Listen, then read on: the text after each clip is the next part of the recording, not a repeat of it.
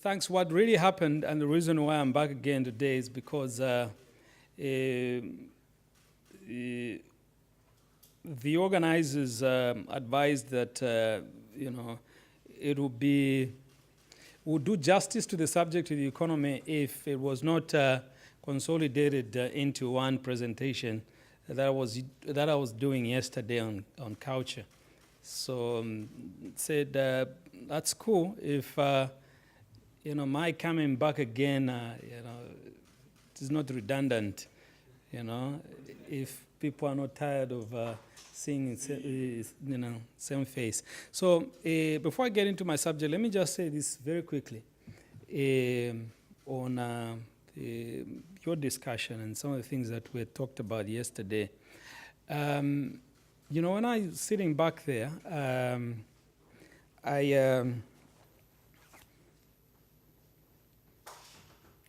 I asked for a card, and Dr. Njikam gave me a card. Am I pronouncing the name properly? Njikam. Yes, yeah. Give me a card, and when I saw that she was from Cameroon, the first thing that I said was, you know what, I've been to Cameroon. I said, I've been to Yaoundé, and I've been to Douala.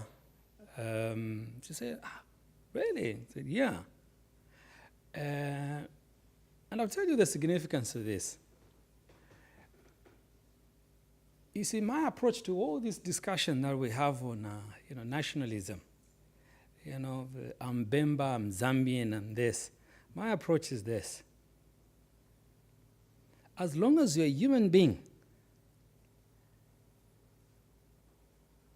then you are me and I'm you. The same blood that runs in me is the same blood that runs in you. Despite the difference of languages, our body language is distinctly the same. There's no German way of laughing. We all laugh the same way. There's no Nigerian way of being angry. We all become angry the same way. When I was working for Voice of America, I had an opportunity of traveling to many countries across Africa, and I was able to debunk a lot of myths that people have about other human beings. A number of labels that we have about countries are political labels. And political labels, if you punch through them, they're just full of hot air. I love people. I'll tell you this, it doesn't matter what anybody will say about Cameroon.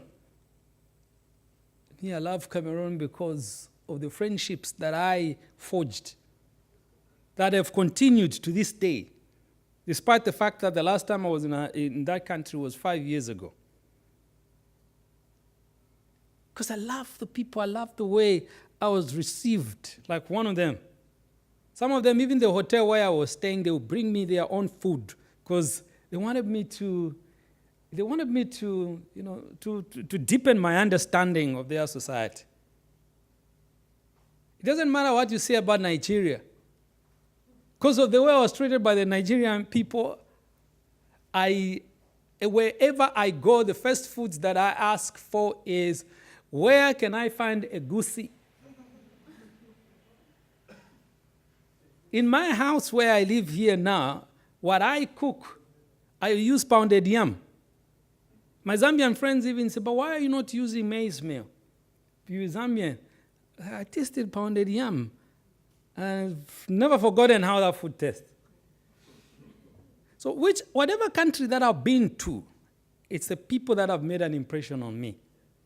It doesn't matter what you say about Kenyans and the politics happening. I love Kenyans. I used to hear a lot of things about Germany. Race this, and stuff like that. But today, when I go to the floor market, there's a man that plays country music there, but it's in German. I just join other Germans, and last time I was sitting there, the German women that I sat next to, I ordered a round of drinks, and when I paid, the German woman looked at me and said, "Why have you paid? Why have you paid for the bill? We're supposed to split this." I said, "No, I've paid for it." No, we were supposed to split the bill. Then I said, "Oh, whoa, wait a minute. Oh, I understand. okay, here, you guys pay your own bills. I'm sorry, where I come from, men pay the bills. And we all laughed about it. But I've made so many friends. So for me, it's human beings that matter the most. And I heard the comment that you made that this generation is the hope that we have. Yes, it's the hope that we have. If only we consolidate this idea of humanity or Ubuntu. I do not think that this whole thing of saying, you are Croatian, you from this part and stuff like that, I don't think that will stand the test of time. So human beings to me matter, and nothing else. All these, social psychological divisions that we have, they have their own utility values. And the only utility value that they have is that if you speak a different language, you probably say certain things in a manner that I don't say them. And if I understand how you say them, it might actually help me deepen my understanding of that particular phenomena. That's the only reason. Some kind of intellectual cross-pollination. You understand that? I'm also very passionate about this, but let me not divert. We can say this over a cup of tea. Look, I don't want you to really bother so much about that, but the only reason I put that there is that, you see, that is a summary of the thinking behind the Zambian economy. If you want that copy, I'll give it to you, but look, I just want to explain to you where we're coming from as Zambia. But if you are into infographics, I can give you that. It simply summarizes the thinking or the intellectual, the resource that underpins the Zambian economy.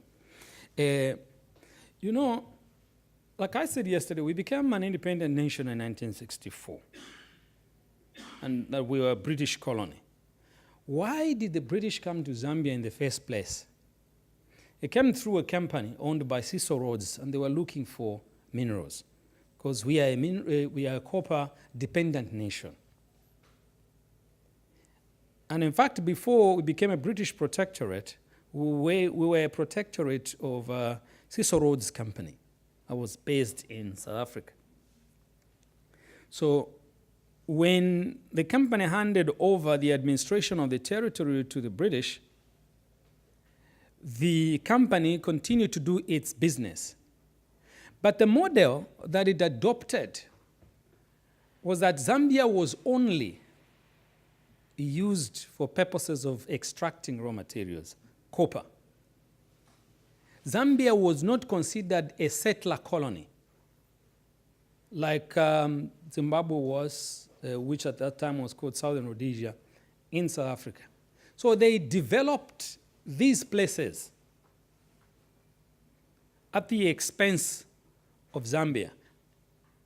And then they also got a lot of human resource labor from Zambia, from Malawi, and took them into other mines that were in Zimbabwe and in South Africa. And because Zambia was only used as a source of raw material, there were significant imbalances in terms of lifestyle between the white population and the black population. If you went to Zambia today, the evidence is still there of the white suburbs. The white suburbs were, had very beautiful houses.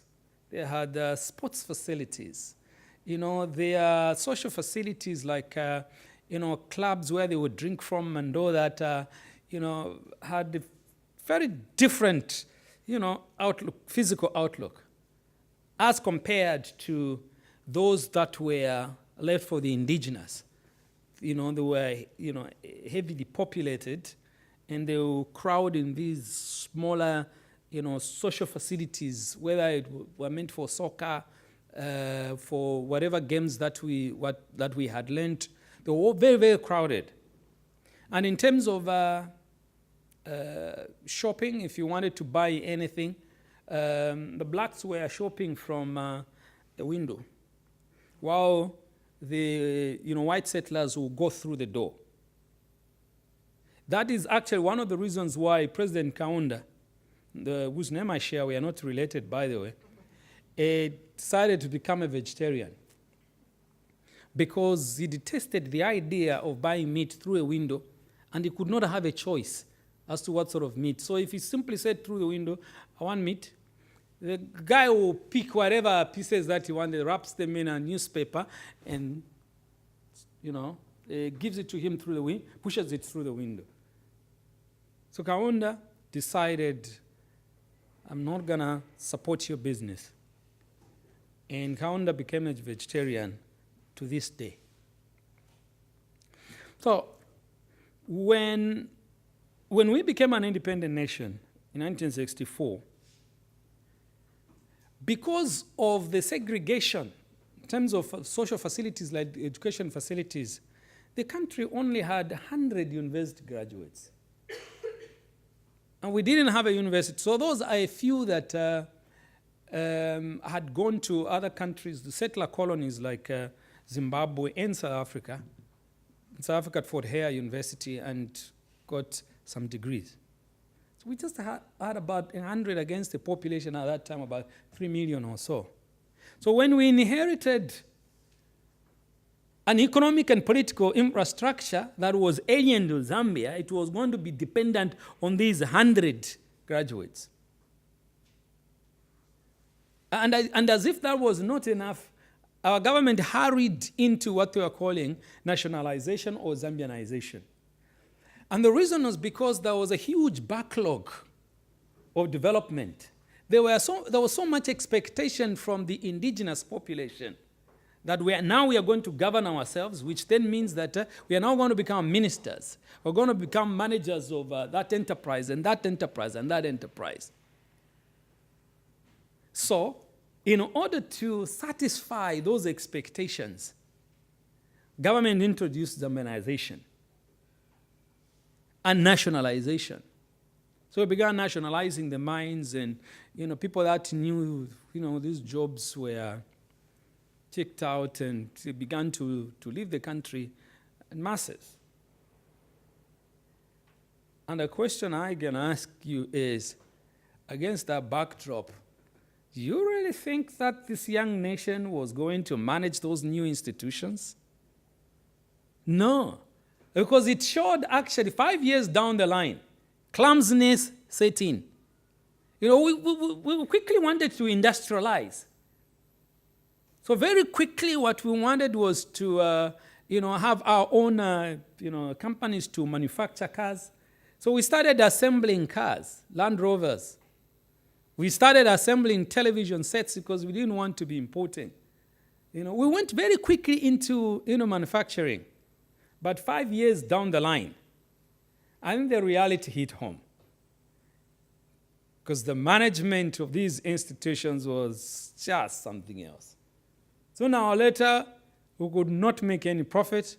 The only source of national revenue was the mines.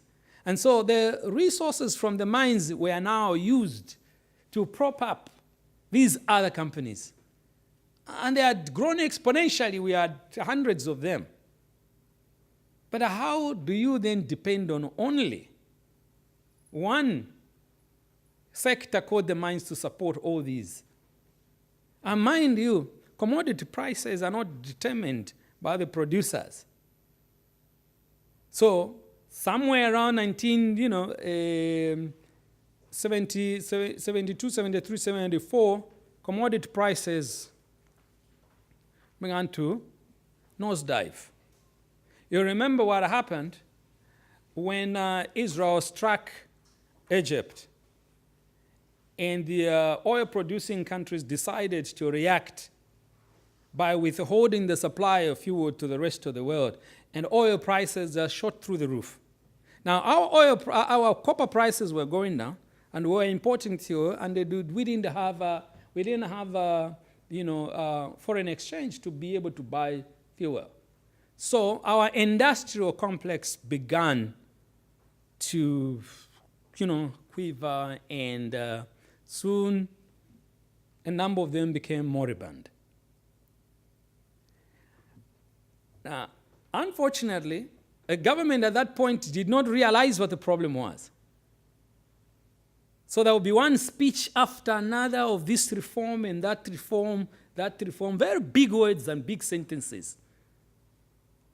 But nothing was changing. And unfortunately, there was social unrest. And Zambians began to take to the streets. And the Kaunda government was under so much pressure that didn't matter how much they tried to hold on to power. 27 years later, our first president decided to call it quits. The Zambians had enough of the economic meltdown. So we returned to multi-party politics. And we then embarked on very significant market reforms. Within a period of a year or two of returning to multi-party politics and replacing the first government that took us into independence, we had privatized more than 200 of previously state-owned companies. But the speed at which we privatized was also became an issue.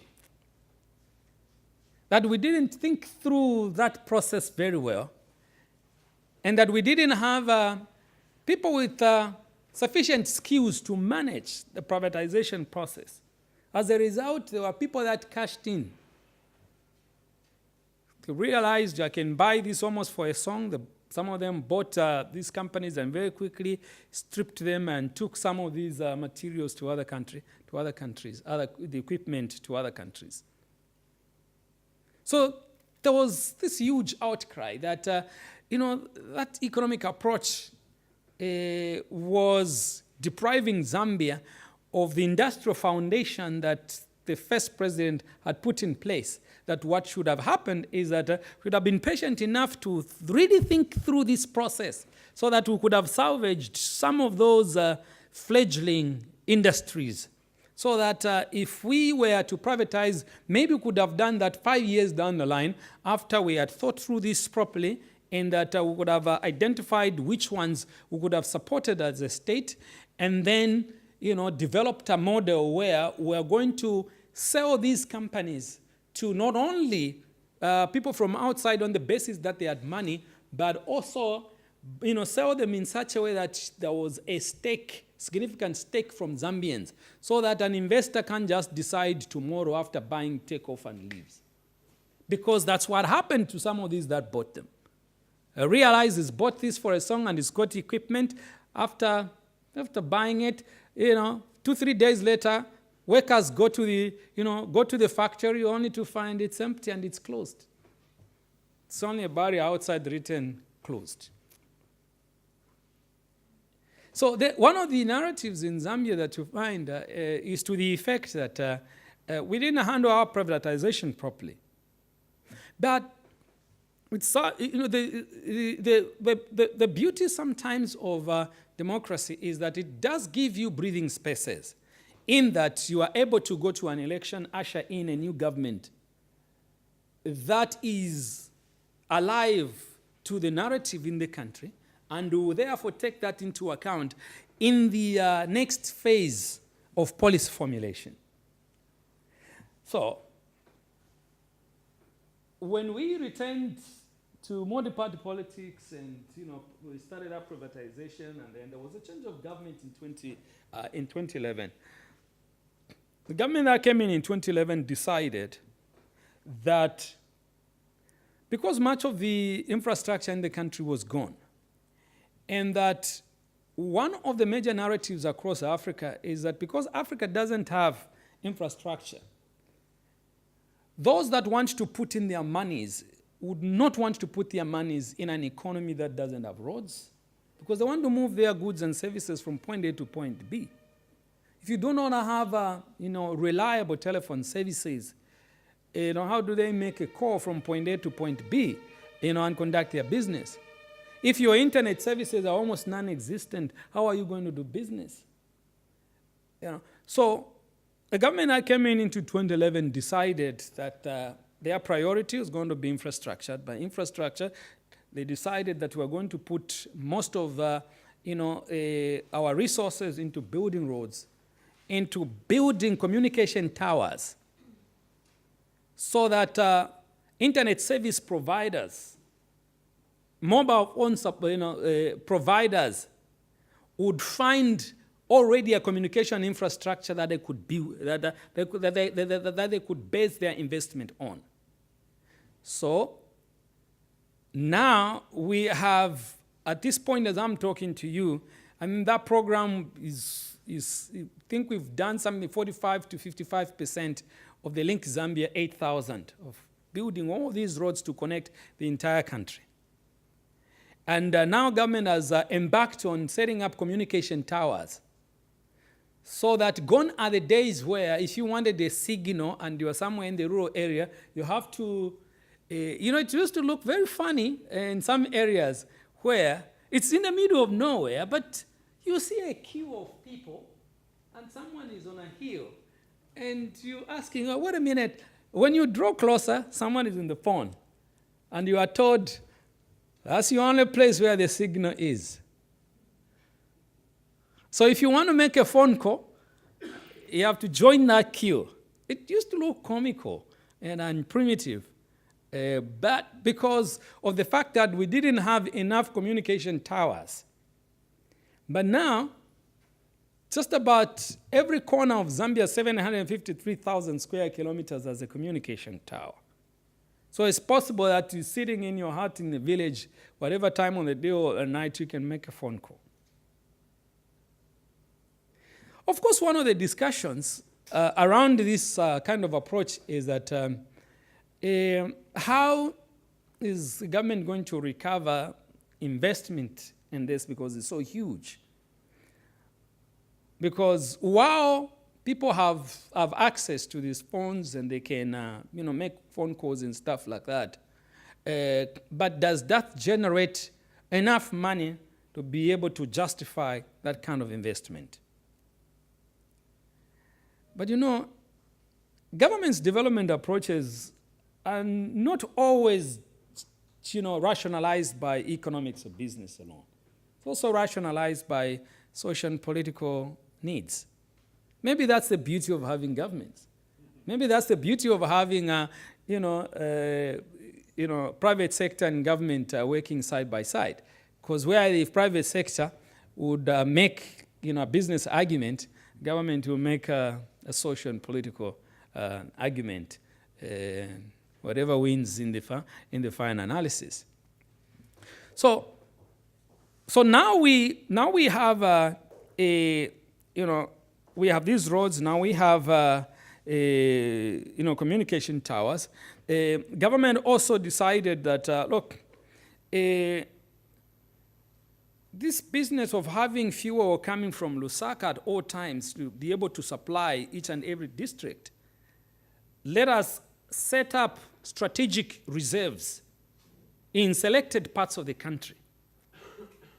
Because, one of the things that we used to experience, was this thing of running out of fuel from time to time. And, that can be very, very disruptive to business. You have all these queues on, filling stations and things like that. When you come to Europe, you don't see those things, and you end up wanting to stay in Europe, don't want to go back home because you want to experience that. So we started building this. But that there's also a cost to, 5 minutes. Well, there's also a cost to these, strategic reserves, because they all have to be maintained. But government decided that's the way to go. But you see, all these infrastructure developments came at a very, very serious cost. And the serious cost was this, that we crowded out of the economy resources or monies that could have been available to the private sector to borrow. So the cost of money went up because banks decided the little that they had would only be given or lent out to those entities that were absolutely certain would be able to pay back. So they became risk averse. And so when the International Monetary Fund visited Zambia recently, the narrative was, oh, these guys have failed because, the notion always has been that if IMF visits a country, then that country has failed. And that IMF has come to impose.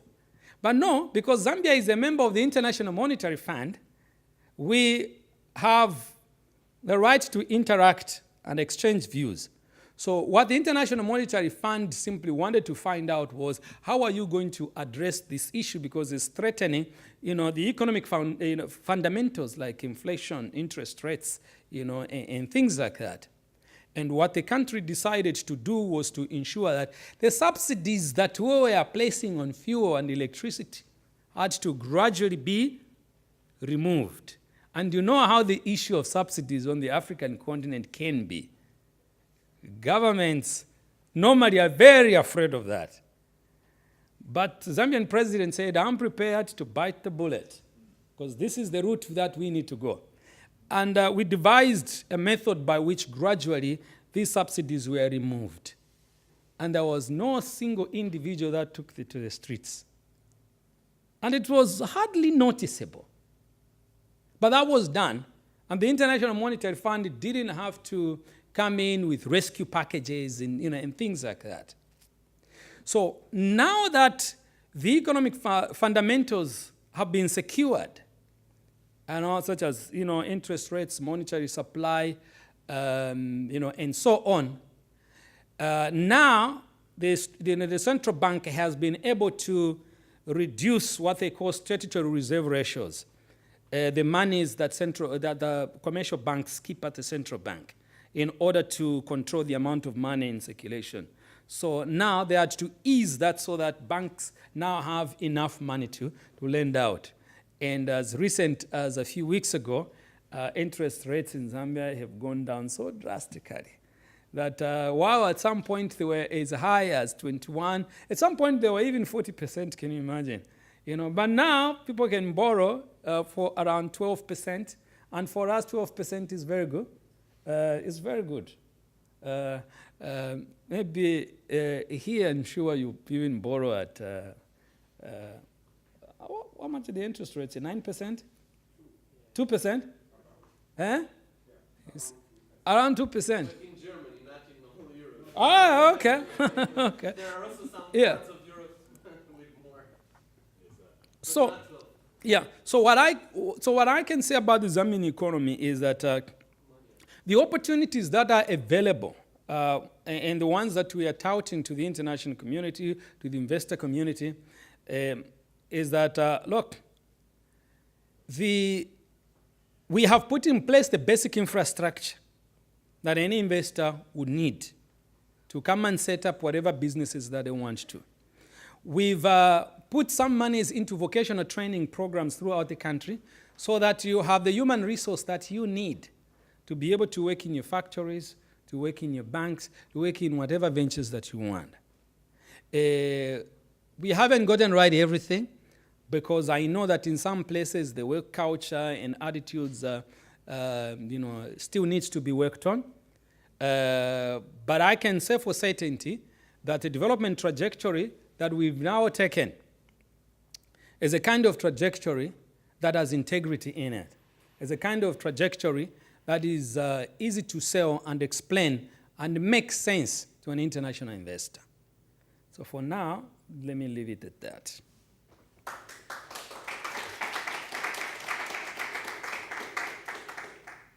Thank you so much. We'll take like 1 or 2 questions, short, because we're already late. How does Zambia compare to other African nations economically, in terms of other African nations of comparable size and population, in terms of the economy, in terms of corruption, and all of that? Do you have another question? So please feel free to answer. It's the temptation that you get, especially if you're a diplomat and ask that question, is to oversell your country.